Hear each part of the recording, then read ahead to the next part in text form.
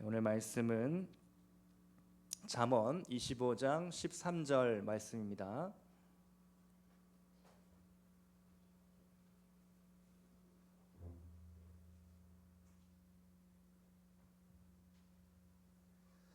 잠언 25장 13절 한 구절입니다. 우리 다 같이 한 목소리로 봉독하시겠습니다.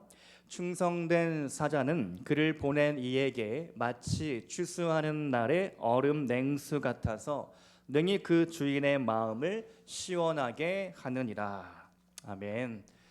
오늘 오후에 얼음 냉수 같은 일꾼이라는 제목으로 말씀 나누겠습니다.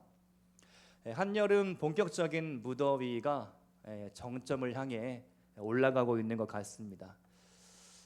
이런 더운 여름에는 팥빙수 한 그릇이 무척 생각이 나는데요. 저도 저녁 식사를 하고 송파 둘레길이 집 근처에 있습니다. 한 바퀴 돌고 팥빙수로 마무리를 이제 하게 됩니다. 너무 더워서 팥빙수 한 그릇 하게 되는데요. 오늘 말씀은 이 더운 추운 날 여름에 이 얼음 냉수와 같은 일꾼이 있다. 주인의 마음을 어찌나 잘 아는지 주인의 속마음을 시원하게 하는 그런 얼음 냉수 같은 일꾼, 그 일꾼에 대해서 오늘 말씀하고 있습니다. 그 일꾼이 뭐 탁월한 장기나 어떤 재능이 있어서가 아니라 그가 충성되기 때문에 그 주인의 마음을 시원케 한다라는 것이죠. 우리가 주목할 것은 이 일꾼의 어떤 달란트, 어떤 재능, 어떤 뭐 특별한 뭐 무기, 뭐 이런 특기가 있다라는 것이 아니라 이 사람 가운데, 이 일꾼 가운데 충성이 있다라는 겁니다. 충성, 키워드를 그래서 충성에 대해서 여러분이 집중해서 함께 말씀을 나누고자 하는데요. 충성된 사자는 어떤 사람일까? 첫 번째로 그는 보냄받은 사람이다라는 겁니다. 지난 금요 성령 집회 때도 바나바와 사울이 성령께서 따로 시키는 일을 위하여 세움을 받고 선교사로 파송을 받았죠. 안디옥 교회에 보냄을 받아 그들이 선교 현장 가운데 나아가는 것입니다. 우리는 다 보냄을 받은 사람들이죠. 부르심을 받았습니다. 하나님의 자녀로 부르심을 받았고 또 동시에 세상으로의 부르심을 받았습니다. 우리는 모이는 교회이며 흩어지는 교회이죠. 우리는 모이는데 또 모이기만 하면 하나님의 일은 누가 세상에서 감당할 수 있겠습니까? 모이며 또 흩어져야 하는데 모일 때는 하나님을 예배하고 흩어질 때도 하나님을 예배하는 것입니다. 우리가 흩어진 그 삶의 영역들 가운데 보냄받은 사자로서 내게 시킨 일, 내게 하라고 분부하신 일, 영혼을 사랑하고 품고 전도하는 일이죠. 하나님의 사랑으로 이해하고 용납하고 나누고 섬기고 비우는 일, 그것이 우리의 보냄받은 자의 사명이 됩니다.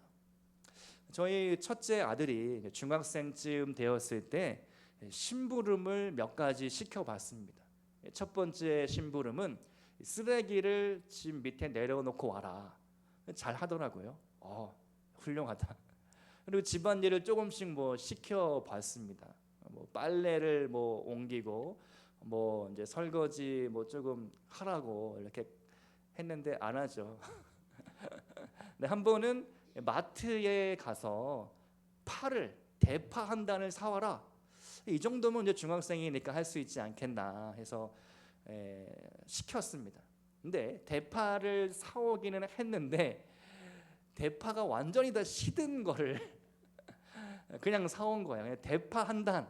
그냥 머릿속에 그것만 있으니까 나는 대파 한 단 사갖고 왔는데 갖고 온 걸 보니까 시들어 빠진 거를 갖고 온 겁니다. 그 캐셔 아줌마도 그렇지, 꼬마가 그런 거 골랐으면 좀 싱싱한 걸로 바꿔줬으면 좋겠는데, 이게 심부름이라는 것이 이게 참 이 작은 일부터 우리가 하게 되는 거죠.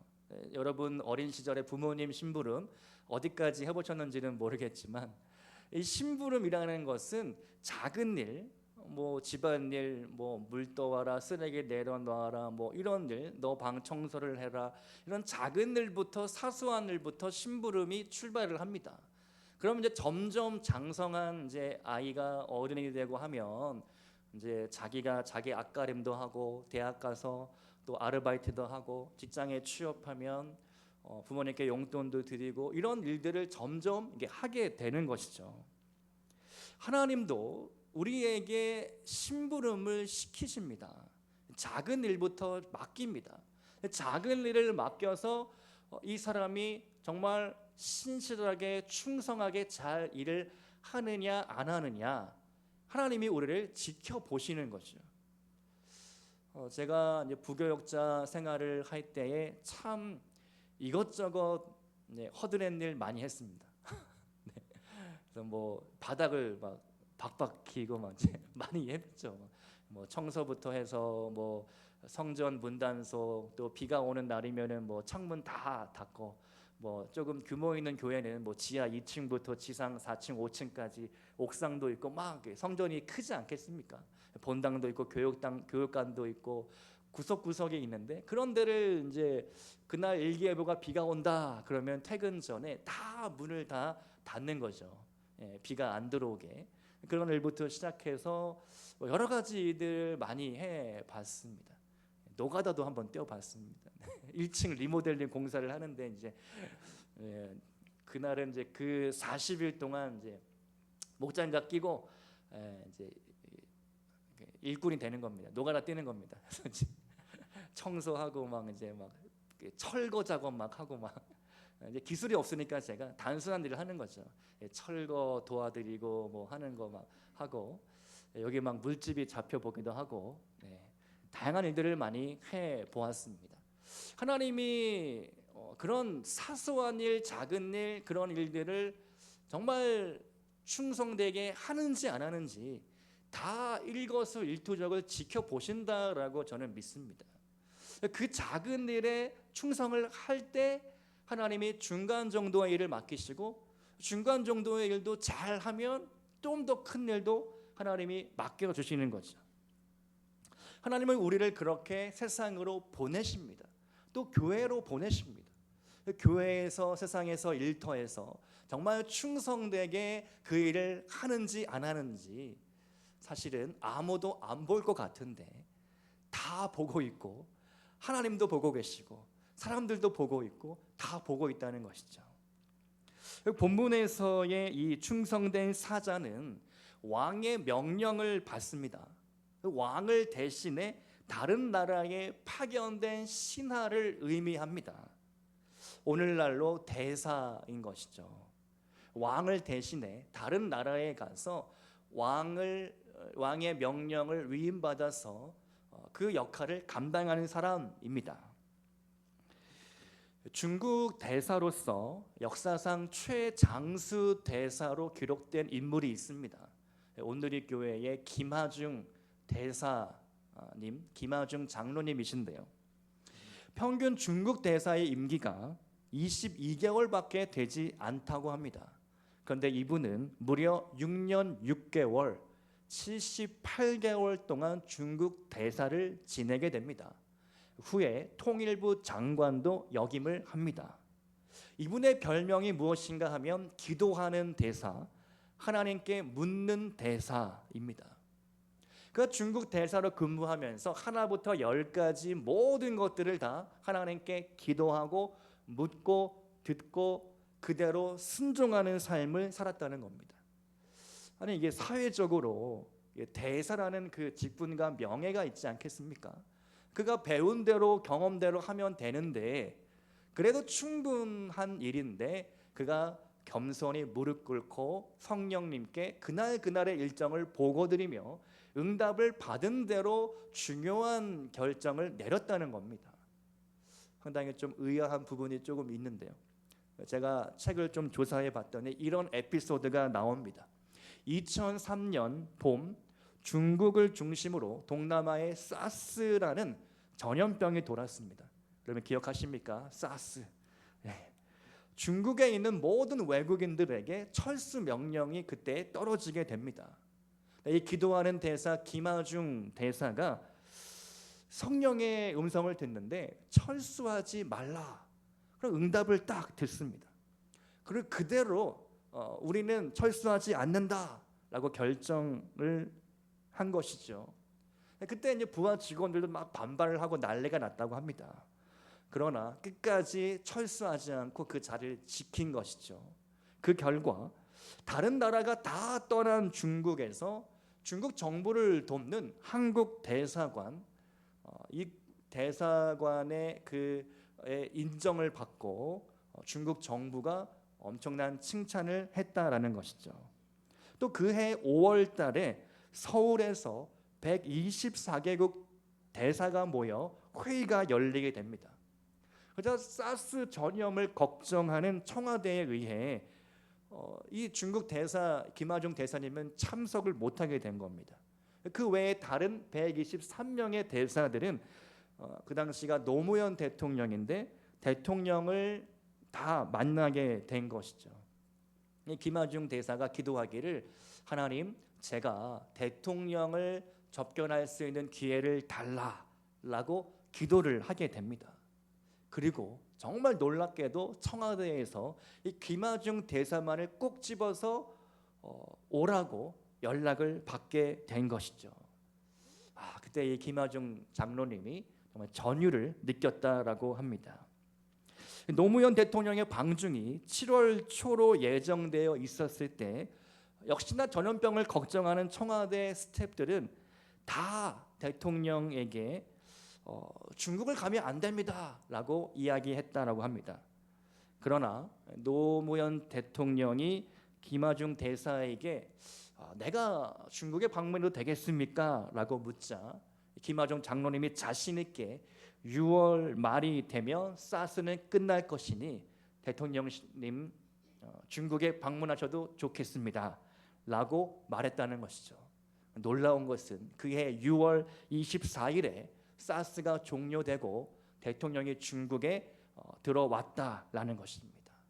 이런 모든 일들 속에서 이 김하중 장로님이 정말 기도하면서 무릎 꿇으며 성령의 음성과 인도하심에 민감하게 반응하면서 나아갔더니 최장수 중국 대사라는 영예를 얻게 되었다라는 것입니다. 장로님의 책에서 이렇게 이야기합니다. 우리 모두는 하나님의 특명 전권 대사이다. 하나님의 부르심을 받은 인생이다 라는 것이죠. 오늘 여러분이 부름받은 곳은 어디이며 그 부름받은 영역에서 해야 할 하나님의 특명은 무엇입니까? 한번 생각해 보시기를 바랍니다. 두 번째로 충성된 사자는 마치 추수 때의 얼음 냉수 같습니다. 여러분, 이스라엘의 추수는 5월과 6월 사이라고 합니다. 그때는 고온 건조한 중동 기후 중에 가장 무더운 날씨가 됩니다. 그런 폭염, 지금 7, 8월 우리나라와 같은 그런 폭염 속에서 추수를 해야 하는 것이죠. 그런데 성경에서 이 추수 때는 마지막 때로 비유가 됩니다. 여러분, 지금이 마지막 때인 것 같습니까? 네, 그런 것 같아요. 그런 것 같습니다. 모든 정말 뉴스들을 들어보면 세계 각지에서 막 정치적인 혼란, 남미의 막 폭동, 무정부 상태, 또 러시아, 우크라이나는 계속 전쟁을 하고 있죠. 이스라엘도 팔레스타인, 시리아 이렇게 해서 계속 막 난리에 난리, 처처의 전쟁과 기근의 소식이 끊어지지가 않고 있습니다. 그런가 하면 자연재해도 계속되고 있는 상황이죠. 그 어느 때보다 마지막 때 정말 세상의 종말이 가까운 것 같습니다. 예수님이 2000년도 전에 이미 예언을 해주셨죠. 요한복음 4장 35절의 말씀, 너희는, 다 같이 읽겠습니다. 시작. 너희는 넉 달이 지나야 추수할 때가 이르겠다 하지 아니하느냐. 너희 눈을 들어 밭을 보라. 휘어져 추수하게 되었도다. 예수님께서 이미 추수 때가 되었다. 밭이 휘어져서 너희가 이제 나가서 낫을 그냥 대명 쓱쓱쓱 그냥 다 거두어 드릴 수 있게 된다 라고 말씀을 하십니다. 오늘날도 세계의 어느 국가들은 그냥 복음을 전하면 그냥 막 교회로 오는 것이죠. 아프리카, 남미 곳곳에 하나님의 부흥의 역사가 일어나고 있다라는 것입니다. 선교사님들을 통해서 우리가 그런 소식을 듣게 되는 것이죠. 그렇다면 이 추수 때에 우리가 어떤 태도로 감당해야 할까? 고린도전서 4장 2절의 말씀을 보시면 그리고 맡은 자들에게 구할 것은 충성이니라. 여러분, 일꾼에게 달란트, 재능, 어떤 특기, 장기 이런 것들이 필요한 것이 아니라 성경은 충성이 필요하다라고 말씀하고 있는 것입니다. 성경 마태복음 25장에 예수님은 달란트 비유를 통하여 충성된 종의 모습이 무엇인지 알려주고 있습니다. 비유의 배경이 이렇죠. 어느 날 주인이 종들을 부릅니다. 1번 종, 2번 종, 3번 종 나와라. 내가 너희에게 달란트를 주겠다. 사실 이런 장면은요, 오늘날은 좀 낯선 풍경인데 고대 사회에서는 일반적인 상황이었습니다. 그러니까 주인이 먼 나라에 여행을 가면 이게 여행 일정이 너무 오래 걸리기 때문에 그냥 한 해가 가는 것입니다. 그래서 이 종들을 불러서 이 맡기는 거죠. 그냥 돈을 주고 일을 해라, 사업을 해라, 땅을 주고 맡기는 겁니다. 그때 첫 번째 종에게 5달란트가 갑니다. 두 번째 종 3달란트, 세 번째 종은 1달란트, 5, 셋, 하나 이렇게 각각 달란트가 지급이 됩니다. 그동안 1년 동안 너희가 하고 싶은 일을 자유롭게 마음대로 너의 꿈들을 펼쳐보아라 라고 이야기를 하는 것이죠. 그 결과 어떻게 됐습니까? 첫 번째, 두 번째 종은 5달란트 받아 5달란트를 또 남깁니다. 그리고 3달란트 받은 자도 또 3달란트를 남기게 됩니다.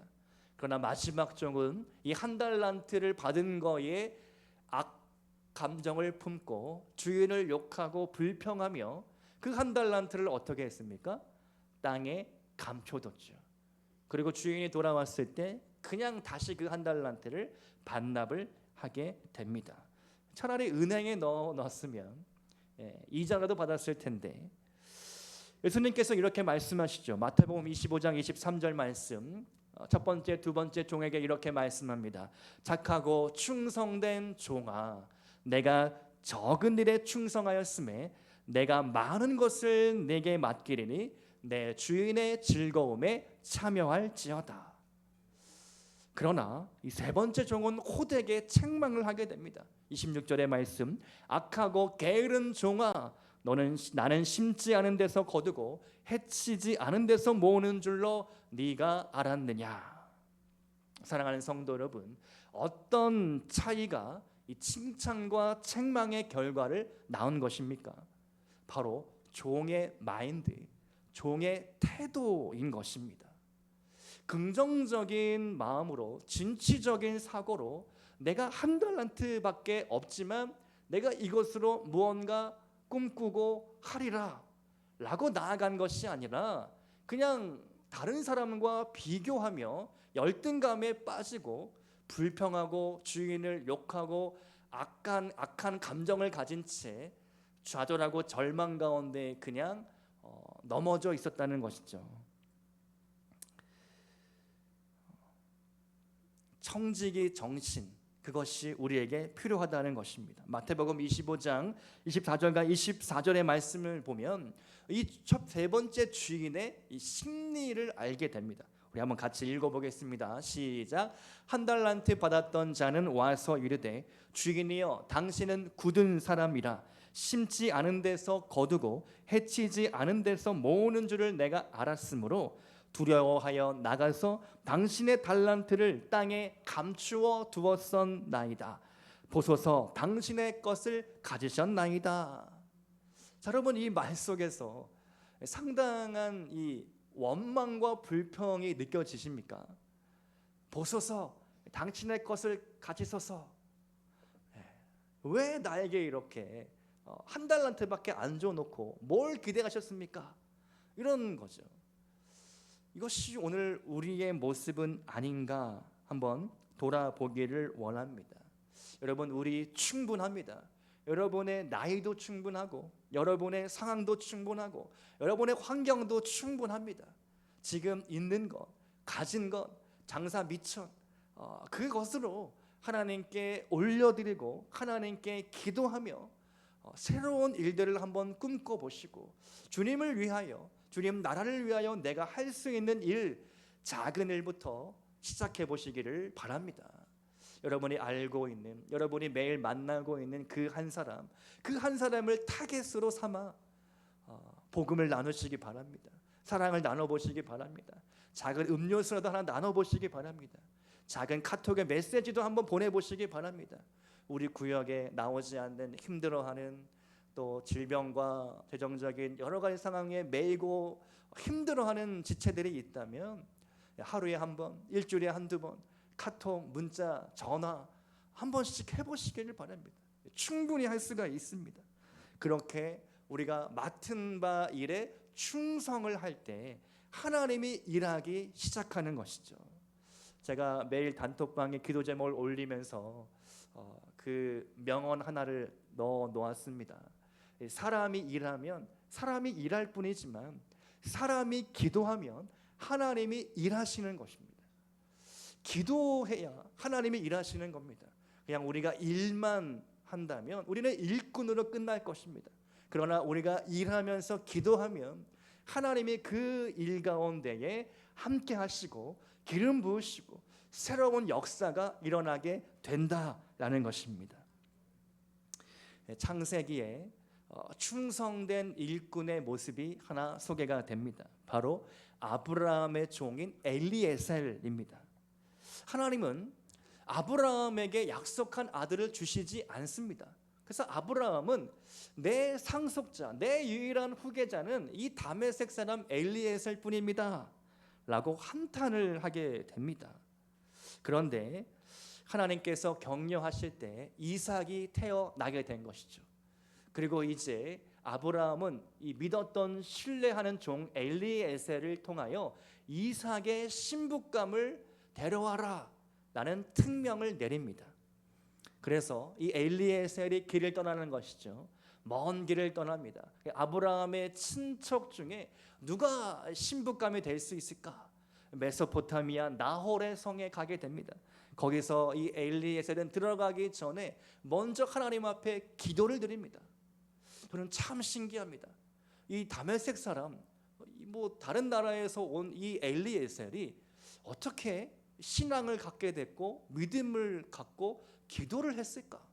분명히 이 아브라함의 후계자로서 많은 것들을 물려받은 것 같아요. 아브라함의 어떤 사업적인 여러 가지 것뿐만 아니라 신앙도 이 엘리에셀이 배운 거죠. 그래서 엘리에셀이 기도를 합니다. 창세기 24장 12절 말씀인데요. 그가 이르되 우리 주인 아브라함의 하나님 여호와여, 원하건대 오늘 나에게 순조롭게 만나게 하사 내 주인 아브라함에게 은혜를 베푸시옵소서. 이런 부하 직원이 있으면 참 좋겠죠. 이런 부교역자가 있었으면 좋겠습니다.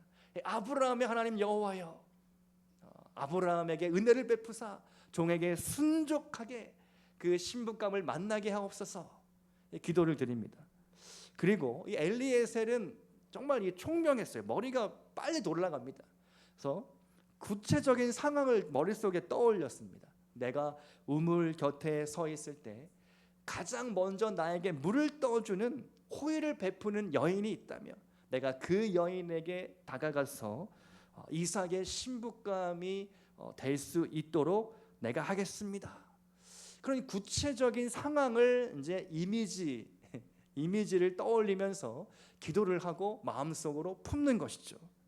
그때 정말 그 마음속 생각처럼 기도처럼 리브가가 나타나서 엘리에셀에게 물을 줬을 뿐만 아니라 데려온 가축들, 낙타들에게 물을 다 뻗줍니다. 리브가 이 두레박을 막 이렇게 퍼 올려가지고 엘리에셀에게 줬을 뿐만 아니라 가축들에게 물을 마시는데요. 이 낙타가 물을 엄청 많이 먹는다고 합니다. 두레박질을 계속 하는 거죠. 그래서 이 리브가를 정말 힘이 센 여인, 그런 여인이라고 이야기합니다. 자, 그래서 이 엘리에셀이 바로 이 여인이다라고 하나님 앞에 고백을 하게 되죠. 창세기 24장 48절의 말씀입니다. 내 주인 아브라함의 하나님 여호와께서 나를 바른 길로 인도하사 나의 주인의 동생의 딸을 그의 아들을 위하여 택하게 하셨으므로 내가 머리를 숙여 그에게 경배하고 찬송하였나이다. 엘리에셀의 정말 훌륭한 신앙의 모습을 보게 됩니다. 그리고 이 엘리에셀이 마침내 충성된 이 특명을 잘 완수하고 돌아오게 되는 것이죠. 저는 이 엘리에셀이 정말 잠언에 나오는 충성된 사자의 모습이라고 생각이 됩니다. 오늘 본문 말씀을 우리 한 번 더 읽어보겠습니다. 잠언 25장 13절 말씀 다 같이 시작. 충성된 사자는 그를 보낸 이에게 마치 추수하는 날에 얼음 냉수 같아서 능히 그 주인의 마음을 시원하게 하느니라. 아멘. 여러분, 저는 이 과정 가운데 한 가지 상상의 나래를 한번 펼쳐보게 됩니다. 만약 이 엘리에셀이 이 주인의 특명을 거부하고 딴 길로 새는 겁니다. 이 메소포타미아 성을 막 가다 보니까 벼랑간에 아주 좋은 사업 아이템이 하나 딱 번개같이 떠오른 겁니다. 거기서 막 장사를 해가지고 큰 이익을 남겨가지고 그리고 주인에게로 돌아오는 거죠. 주인님, 제가 정말 메소포타미아로 가던 길에 신부감을 구해야 하긴 하는데 정말 지금이 아니면 안 될 아주 좋은 사업 아이템을 구해서 아주 즉석에서 사업을 했더니 이렇게 많은 돈을 벌어왔습니다. 주인님, 제가 잘했죠? 아브라함이 뭐라고 대답했겠습니까? 이 게으른 종아, 이 약한 종아, 내가 너 그 일을 시키러 보냈냐? 아마 호되게 꾸짖고 이렇게 집에서 쫓아냈을 겁니다. 여러분, 이 이야기가 무엇을 의미하고 있습니까? 우리는 하나님의 사명을 받은 겁니다. 신부감을 구해와라. 그러면 그 일만 하면 되는 겁니다. 그런데 우리는 때로 이 인생이라는 여행길 속에서 다른 데 한눈을 파는 거죠.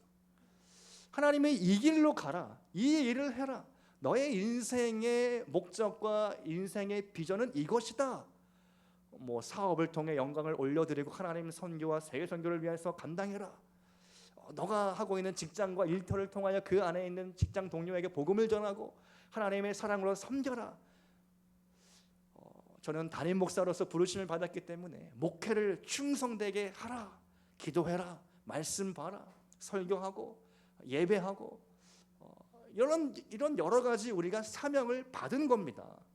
그런데 왜 우리는 인생을 살면서 때로 곁눈질을 하고 마치 엘리야가 이스라엘 백성들에게 너희가 왜 하나님과 바알 사이에서 머뭇머뭇하려느냐 라고 말하는 것처럼 우리는 때로 하나님의 사명에서 곁길로 빠져들게 된다라는 것입니다. 여러분, 오늘 한 번 더 주인의 뜻은 무엇인가? 주인의 마음은 무엇인가? 주인의 생각은 무엇인가? 내가 보냄받은 사자로서 내가 충성해야 할 일은 무엇인가? 그 미션, 그 특명은 무엇인가? 한 번 더 생각해 보시기를 축복합니다. 충성된 일꾼은 주인의 명령을 우직하게 듣는 사람입니다. 충성된 일꾼은 비가 오나 눈이 오나 비바람이 부나 그 자리를 지켜내는 사람입니다. 충성된 사자로서 하나님께 쓰임받기를 소망합니다. 오늘 말씀의 결론입니다. 잠언 25장 25절 말씀에서 먼 땅에서 오는 좋은 기별은 목마른 사람에게 냉수와 같으니라. 우리 한번 다 같이 읽어보겠습니다. 잠언 25장 25절 말씀 시작. 먼 땅에서 오는 좋은 기별은 목마른 사람에게 냉수와 같으니라. 아멘. 좋은 기별이란 무엇이겠습니까? 바로 기쁜 소식, 복음인 것이죠. 하나님 나라가 임하였다. 구원받고 천국 가는 것, 새 생명을 얻는 것, 정말 참된 기쁨과 평안을 회복하고 누리는 것, 그것이 좋은 기별인 것이죠. 좋은 기별을 날마다 전할 수 있기를 축복합니다. 여러분의 인생의 남은 때가 너무 짧은데 그 짧은 시간 동안 정말 시간을 아끼고 이 악한 세상 속에서 선으로 하나님 앞에 나아가 여러분의 인생이 복되고 하나님 나라 가운데 크게 쓰임 받기를 주님의 이름으로 축원합니다. 함께 기도하시겠습니다.